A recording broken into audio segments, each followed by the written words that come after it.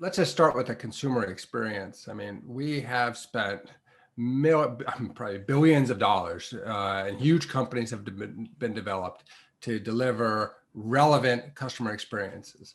And yet, as a consumer, the ads that I see, I don't feel that relevant or great. Like, I don't think at the end of the day, where we are today is not the ultimate vision that we in the marketing industry collectively have espoused. I mean, we need, I don't need to see the same retargeting ad that for a product I already bought again and again and again. It drives me nuts. I don't, I just think that we haven't gotten to the consumer experience, the personalization, the relevance that we all espouse to. So that's work for us all to do on that one.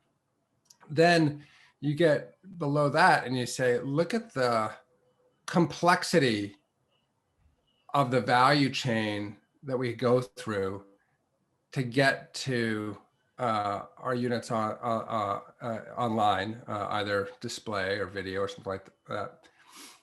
And,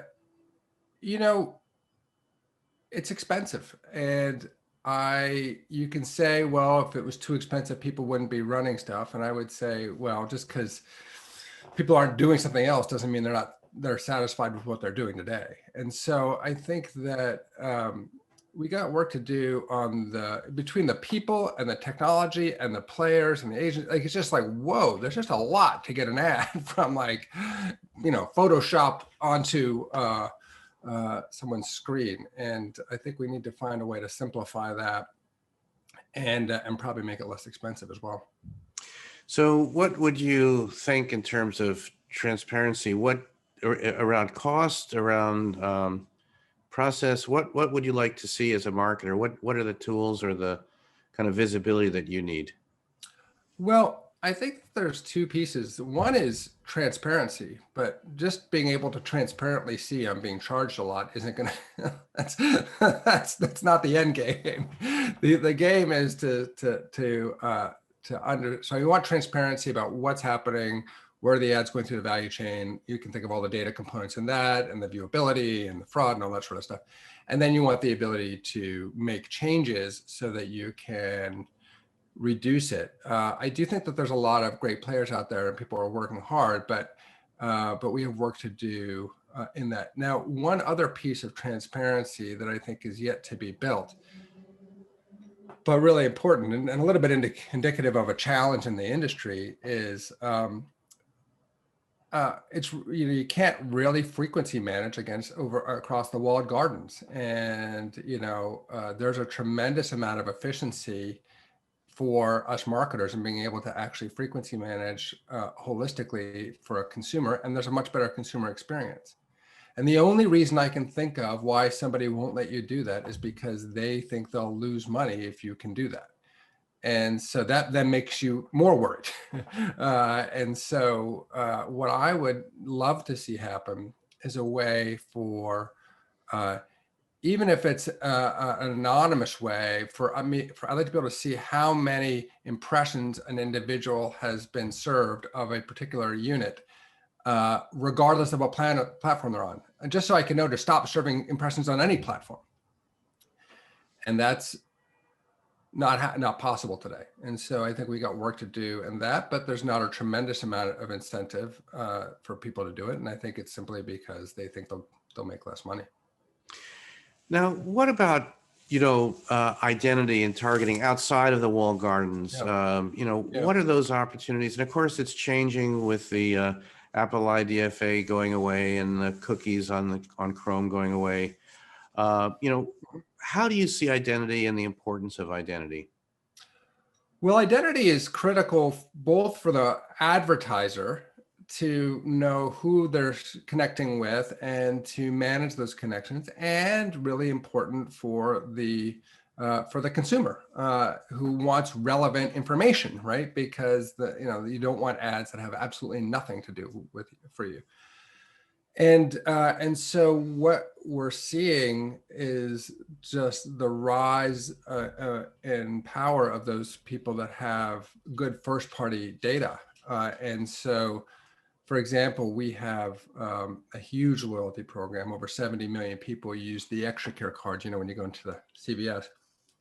And so we take that data and we can we not only use it for our marketing, but we're helping CPGs target their marketing as well. Now, the really interesting thing about that is here I am as a CPG is paying money to use my data for ads, and at the same time they're selling the products in my stores, and so they have the whole closed loop of data and to what's happening. So I think what you see with the identity, A is that marketers need it to control frequency.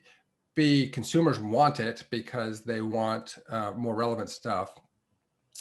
And see the companies with first-party data, strong first-party data, that's just going to become a real strategic asset for them.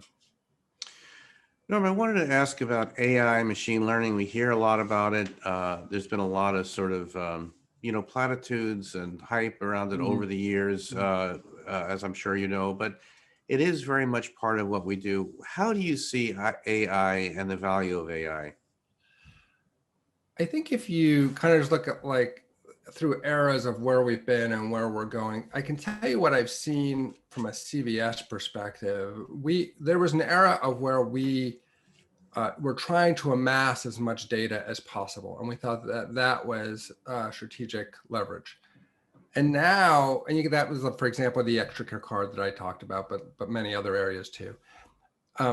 Now, what we see as the strategic advantage is the analytics on top of that data.